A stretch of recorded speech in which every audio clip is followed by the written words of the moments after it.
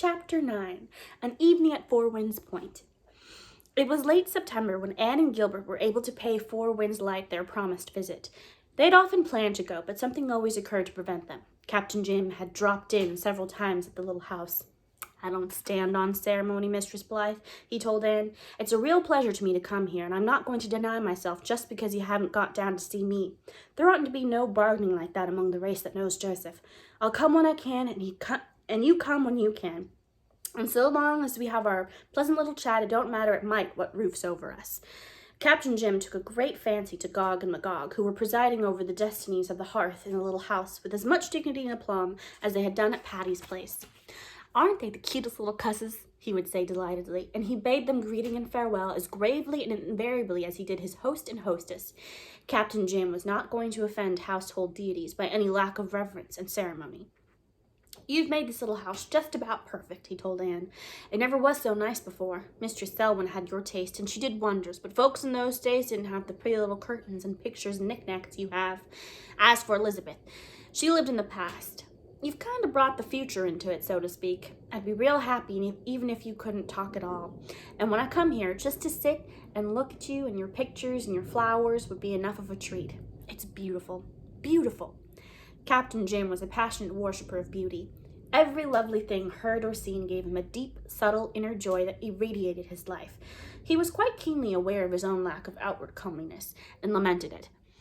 "Folks say I'm good," he remarked whimsically upon one occasion, "but I sometimes wish the Lord had made me only half as good and put the rest of it into my looks.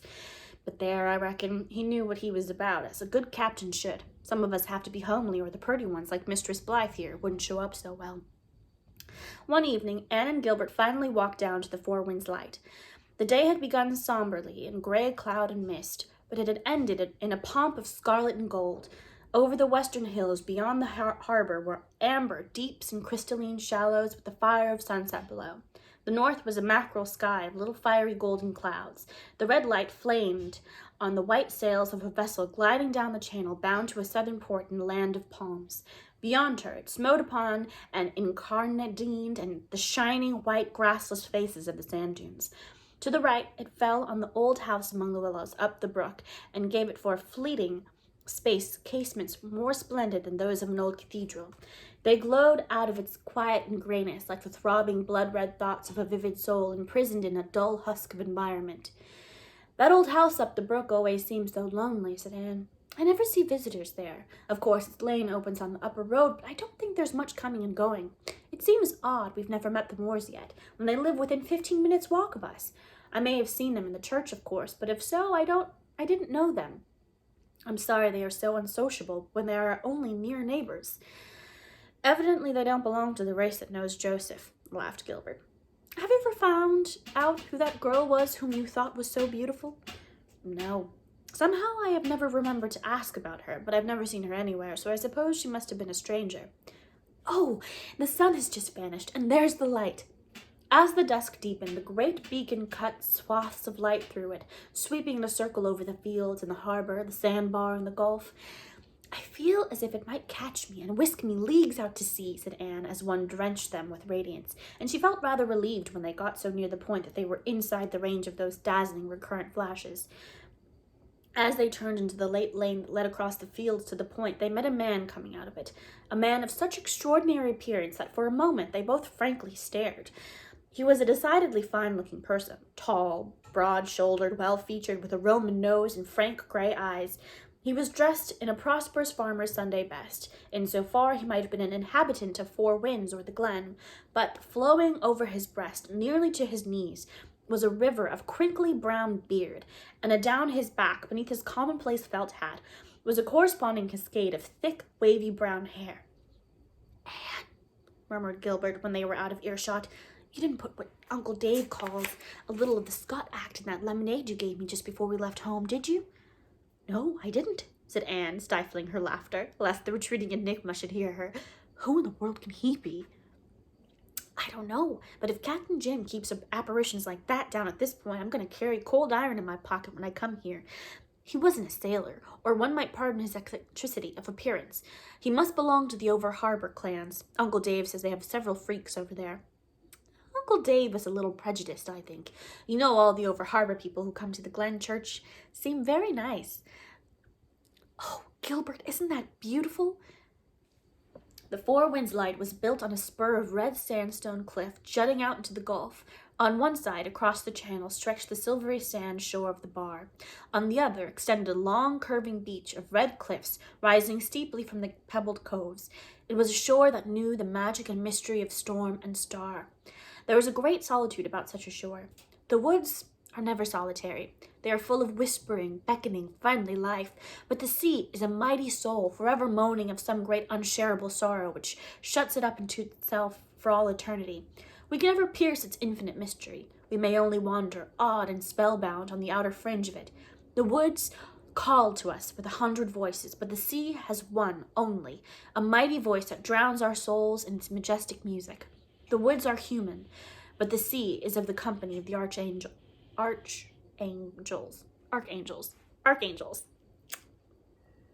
Anne and Gilbert found Uncle Jim sitting on a bench outside the lighthouse, putting the finishing touches to a wonderful, full-rigged toy schooner. He rose and welcomed them to his abode with the gentle, unconscious courtesy that became him so well. "This has been a pretty nice day all through, Mistress Blythe, and now, right at the last, it's brought its best. Would you like to sit down here outside a bit while the light lasts? I've just finished this bit of plaything for my little grandnephew Joe up at the Glen. After I promised to make it for him, I was kind of sorry, for his mother was vexed. She's afraid he'll be wanting to go to sea later on, and she doesn't want the notion encouraging him. But what can I do, Mistress Blythe? I promised him, and I think it's sort of real dastardly to break a promise you make to a child. Come, sit down. It won't take long to stay an hour." The wind was offshore and only broke the sea's surface into long, silvery ripples and sent sheeny shadows flying out across it, from every point and headland, like transparent wings. The dusk was hanging a curtain of violet gloom over the sand dunes and the headlands where gulls were huddling. The sky was faintly filmed over with scarfs of silken vapor. Cloud fleets rode at anchor along the horizons. An evening star was watching over the bar. "Isn't that a view worth looking at?" said Captain Jim with a loving proprietary pride. "Nice and far from the marketplace, ain't it? No buying and selling and getting gain. You don't have to pay anything at all. That's sea and sky free, without money and without price. There's going to be a moonrise pretty soon, too. I'm never tired of finding out what a moonrise can be over the rocks and sea and harbor. There's a surprise in it every time." They had their moonrise and watched its marvel and magic in a silence that asked nothing of the world or each other. Then they went up into the tower, and Captain Jim showed and explained the mechanism of the great light. Finally, they found themselves in the dining room, where a fire of driftwood was weaving flames of wavering, elusive, sea-born hues in the open fireplace. "Put this fireplace in myself," remarked Captain Jim. "The government don't give lighthouse keepers such luxuries. Look at the colors that wood makes. If you'd like some driftwood for your fire, Mistress Blythe, I'll bring you up a load some day. Sit down. I'm going to make you a cup of tea." Captain Jim placed a chair for Anne, having first removed therefrom a huge orange-colored cat and a newspaper. "Get down, matey. The sofa's your place. I must put this paper away safe till I can find time to finish the story in it. It's called A Mad Love. 'Tisn't my favorite brand of fiction, but I'm reading it just to see how long she can spin it out. It's at the 62nd chapter now, and the wedding ain't any nearer than when it began, far as I can see. When little Joe comes, I have to read him pirate yarns. Ain't it strange how innocent little creatures like children like the bloodthirstiest stories? Like my lad Davy at home," said Anne. "He wants the tales that reek with gore." Captain Jim's tea proved to be nectar. He was pleased as a child with Anne's compliments, but he affected a fine indifference. "The secret is, I don't skimp the cream," he remarked airily. Captain Jim had never heard of Oliver Wendell Holmes, but he evidently agreed with that writer's dictum that big heart never liked little cream pot. "We met an odd-looking personage coming out of your lane," said Gilbert as they sipped. "Who was he?" Captain Jim grinned. "That's Marshal Elliott. A mighty fine man with just one streak of foolishness in him. I suppose he wondered what his object was in turning himself into a sort of dime museum freak." Is he a born Nazarite or a Hebrew prophet left over from olden days?" asked Anne. "Neither of them. It's politics that's at the bottom of his freak. All those Elliotts and Crawfords and McAllisters are dyed-in-the-wool politicians. They're born Grit or Tory, as the case may be, and they live Grit or Tory, and they die Grit or Tory. And what they're going to do in heaven, where there's probably no politics, is more than I can fathom." This Marshall Elliott was born a grit.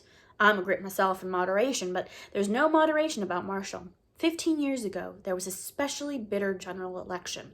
Marshall fought for his party tooth and nail. He was dead sure the Liberals would win, so sure that he got up at a public meeting and vowed that he wouldn't shave his face or cut his hair until the Grits were in power. Well, they didn't go in, and they've never got in yet. And you saw the result tonight for yourselves. Marshall stuck to his word. What does his wife think of it? Asked Anne. He's a bachelor. But if he had a wife, I reckon she couldn't make him break that vow. That family of Elliott's has always been more stubborn than natural. Marshall's brother Alexander had a dog he set great store by, and when it died, the man actually wanted to have it buried on the graveyard, along with the other Christians, he said. Of course, he wasn't allowed to, so he buried it just outside the graveyard fence and never darkened the church door again. But Sundays, he'd drive his family to church and sit by that dog's grave and read his Bible all the time service was going on. They say when he was dying, he asked his wife to bury him beside the dog. She was a meek little soul, but she fired up at that. She said she wasn't going to be buried beside no dog, and if he'd rather have his last resting place before the dog than beside her, just to say so. Alexander Elliott was a stubborn mule, but he was fond of his wife, so he gave in and said, well, darn it, bury me where you please. But when Gabriel's trump blows, I expect my dog to rise with the rest of us, for he had as much soul as any derned Elliott or Crawford or McAllister that ever strutted. Them was his parting words. As for Marshall, we're all used to him, but he must strike strangers as right down peculiar looking. I've known him ever since he was 10. He's about 50 now, and I like him. Him and me was out cod fishing today. That's about all I'm good for now, catching trout and cod occasionally. But 'tweren't always so, not by no manner of means. I used to do other things, as you'd admit if you saw my life book. Anne was just going to ask what his life book was when the first mate created a diversion by springing upon Captain Jim's knee. He was a gorgeous beastie, with a face as round as a full moon, vivid green eyes, and immense white double paws. Captain Jim stroked his velvet back gently. I never fancied cats much till I found the first mate, he remarked to the accompaniment of the mate's tremendous purrs. I saved his life, and when you've saved a creature's life, you're bound to love it. It's the next thing to giving life. There's some terrible thoughtless people in the world, Mistress Blythe. Some of them city folks who have summer homes over the harbor are so thoughtless that they're cruel. It's the worst kind of cruelty, the thoughtless kind. You can't cope with it. They keep cats there in the summer and feed 'em and pet 'em and doll 'em up with ribbons and collars, and then in the fall they go off and leave 'em to starve or freeze. Makes my blood boil, mistress. One day last winter I found a poor old mother cat dead on the shore, lying against the skin and bone bodies of her 3 little kittens. She'd died trying to shelter him. She had her poor stiff paws around him. Master, I cried. Then I swore. Then I carried them poor little kitties home and fed 'em up and found good homes for him. I knew the woman who left the cat, and when she came back this summer, I just went over the harbor and told her my opinion of her. It was rank meddling, but I do love meddling in a good cause. How did she take it? Asked Gilbert. Cried and said she didn't think. I says to her, says I, do you suppose that'll be held for a good excuse in the day of judgment when you'll have to account for that poor old mother's life? The Lord'll ask you what he gave you your brains for if it wasn't to think, I reckon. I don't fancy she'll leave the cats to starve another time. Was the first mate one of the forsaken? Asked Anne, making advances to him, which were responded to graciously, if condescendingly. Yes, I found him one bitter cold day in winter, caught in the branches of a tree by his dern full ribbon collar. He was almost starving. If you could have seen his eyes, Mistress Blythe, he was nothing but a kitten, and he got his living somehow since he'd been left until he got hung up. When I loosed him, he give my hand a pitiful swipe with his little red tongue. He wasn't the able seaman you see now. He was meek as Moses. That was 9 years ago. His life has been long in the land for a cat. He's a good old pal, the first mate is. I should have expected you to have a dog, said Gilbert. Captain Jim shook his head. I had a dog once. I thought so much of him that when he died I couldn't bear the thought of getting another in his place. He was a friend, you understand? Matey's only a pal. I'm fond of Matey, all the fonder on account of the spice of devilment that's in him, like there is in all cats. But I loved my dog. I always had a sneaking sympathy for Alexander Elliott about his dog. There isn't any devil in a good dog. That's why they're more lovable than cats, I reckon, but I'm darned if there's interesting. Here I am talking too much. Why don't you check me? When I do get a chance to talk to anyone, I run on terrible. If you've done your tea, I have a few little things you might like to look at. Picked him up in the queer corners I used to be poking my nose into. Captain Jim's few little things turned out to be a most interesting collection of curious, hideous, quaint, and beautiful, and almost everyone had some striking story attached to it. Anne never forgot the delight with which she listened to those old tales that moonlit evening by that enchanted driftwood fire, while the silver sea called to them through the open window and sobbed against the rocks below them. Captain Jim never said a boastful word, but it was impossible to help seeing what a hero the man had been. Brave, true, resourceful, unselfish, he sat there in his little room and made those things live again for his hearers. By a lift of the eyebrow, twist of the lip, a gesture, a word, he painted a whole scene or character so that they saw it as it was. Some of Captain Jim's adventures had such a marvelous edge that Anne and Gilbert secretly wondered if he were not drawing a rather long bow at their credulous expense. But in this, as they found later, they did him injustice. His tales were all literally true. Captain Jim had the gift of the born storyteller, whereby unhappy, far-off things can be brought vividly before the hearer in all their pristine poignancy. Anne and Gilbert laughed and shivered over his tales, and once Anne found herself crying. Captain Jim surveyed her tears with pleasure shining from his face.